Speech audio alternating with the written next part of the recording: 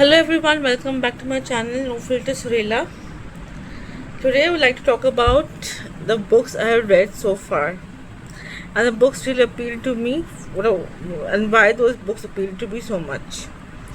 So I've been reading a science fiction collection of science fiction stories and a genre that I've never explored before, and really took me more time than I imagined it would. So this book is Isaac Asimov, I, Robot. It's a collection of stories around robot psychology, how robots, different aspects of robots basically. Different occupations robots were put into. So, as you would know, those who are familiar with science fiction would know that Isaac Asimov is the biggest science fiction writer of all times of America and of the world, and he is the creator of science fiction around robots. He's the first person to do so, and many such science fiction came up on robots, and he himself has written several of them: Caves of Steel, Complete Robots, I, Robot, and many such. Foundation being the most famous work on robots. So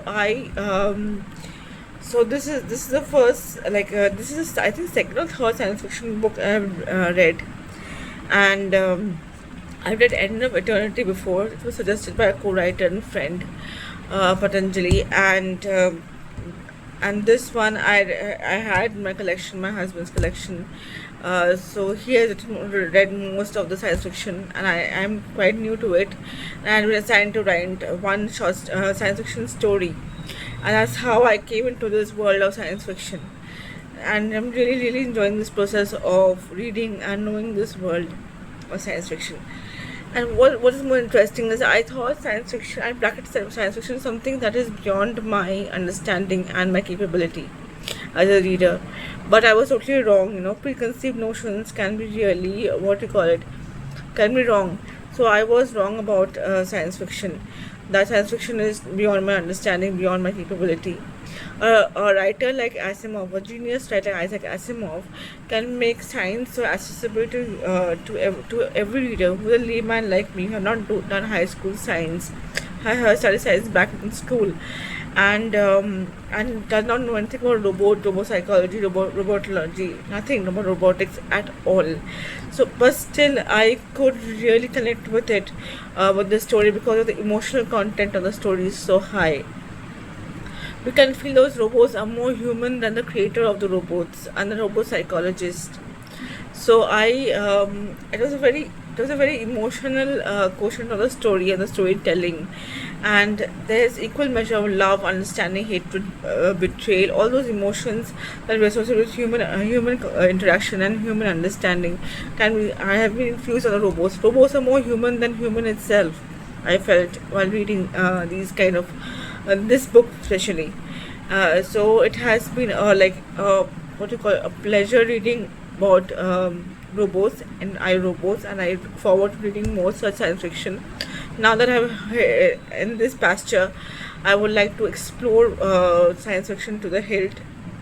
So that is one story around science fiction. Second story on science fiction that I really enjoyed reading is Harlan Ellison's The Paladin of the Lost Hour. This book is again suggested by my co-writer and friend, writer friend, Rohini ji, and we are all writing an anthology basically, and we were like exploring science fiction and which story to read and stuff. So my seniors and also co-writers have really supported me through this journey, and science fiction has helped me, suggested me to read all these science fiction so that I can internalize the whole process, because it's the first time I'm reading a science fiction and also writing a story.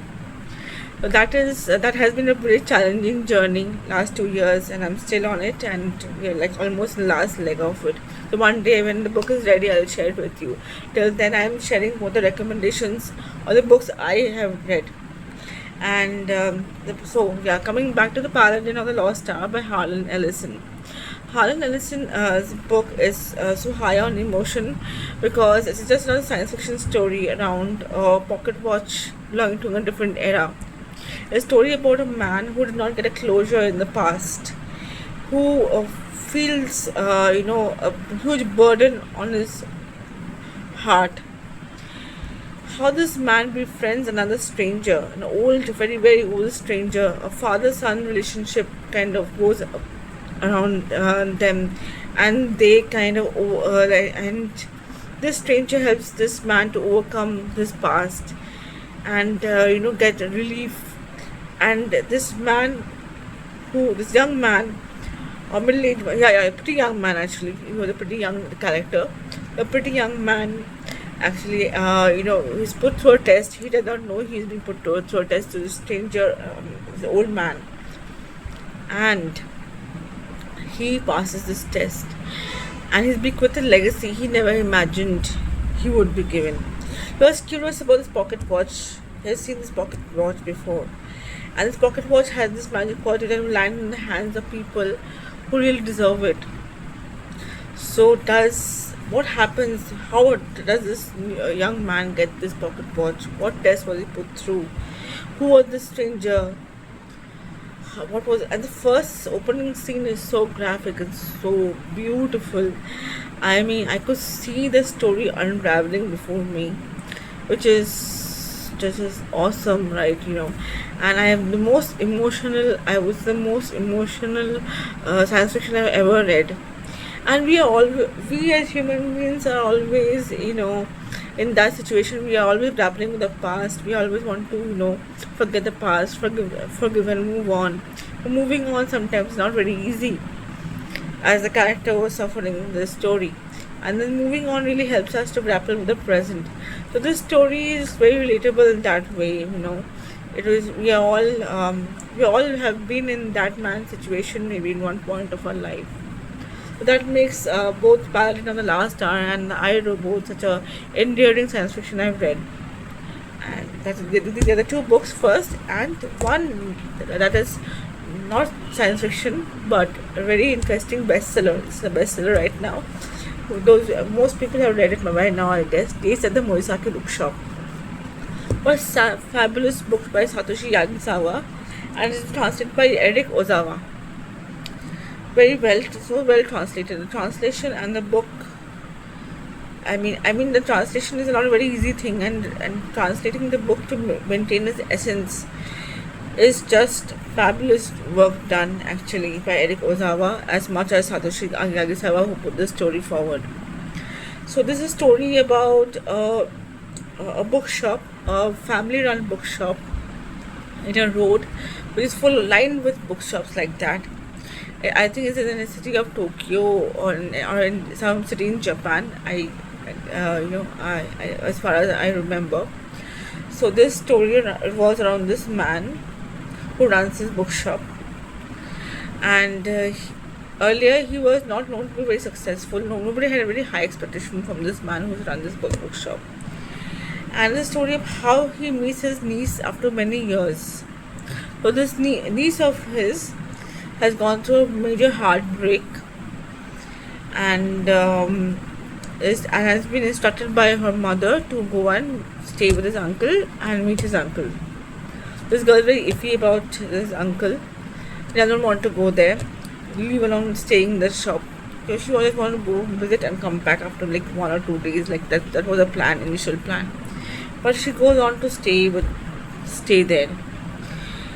She goes on to stay there and build a very beautiful bond with his maternal uncle, whom she had of whom she had preconceived notions about, and which were not very positive. She was actually very, very scared. She was not very sure about her own self also, and she was out from a heartbreak, absolute heartbreak. Very naive and very sweet girl, actually, I would say. And then she stays behind in a small room above the bookshop. And there's another room. There are 2 rooms above the bookshop. She stays in one of them. Then she starts aiding her, helping out in the bookshop. Helping out in the bookshop. She arranges the books. She sits in the counter.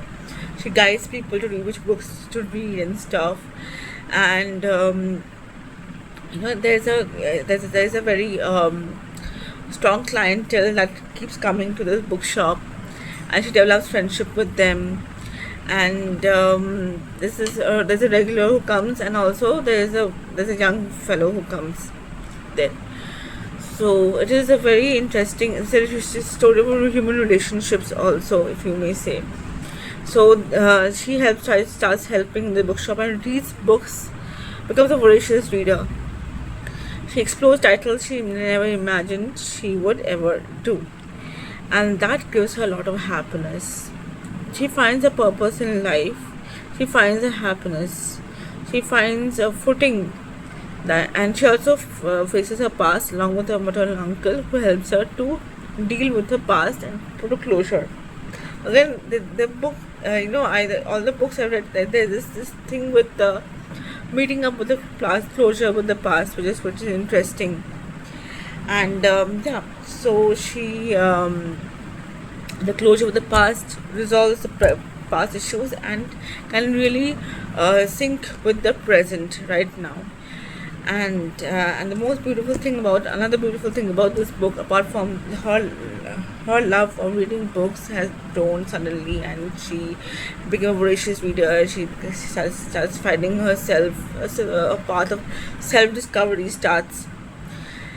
And and the two other aspects, there's a quaint cafe near the bookshop where human relationships are forged, so she makes new friends there. And though those friendship does not turn into romantic relationship, or not always, there is not a closure there, but beautiful human relationships and bonds are formed.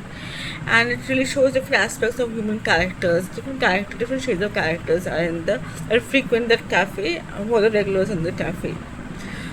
And another aspect which I really like, again, is about preconceived notions. So in this book, there's a character who's this girl's relative, and the maternal uncle's estranged wife.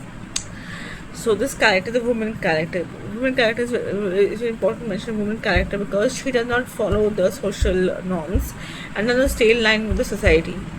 As a result of which she develops, she gets a very negative reputation as a person who who is a loner, who leaves people, who betrays people. Kind of, there is no one can put trust on her in relationships and otherwise. And this person is very beautiful. It's a very beautiful modern lady, very well dressed, but she has this negative reputation. Now this girl acquaints with this her relative, whom she did not meet for a very long time, and did not have a very good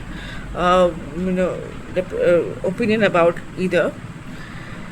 She develops a friendship with her. She goes on a trip with her, develops a friendship with her, and she gets to know about her life and understands what made her take those decisions, which are very harsh and very drastic, to survive, and how that really, and how she gets to know more about the person than she thought. Like she was just scratching the surface, and she got to know more about the character.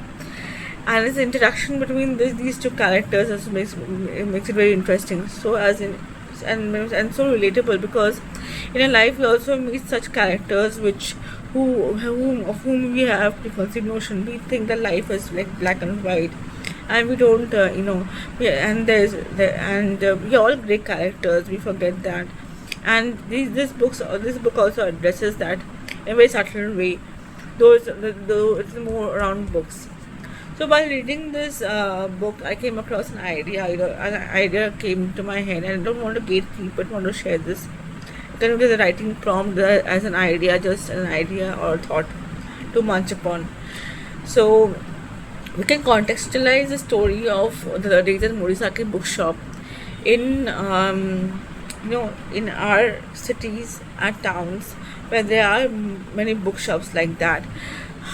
What characters, whom do we have in mind? Well, we put these characters in play in our context.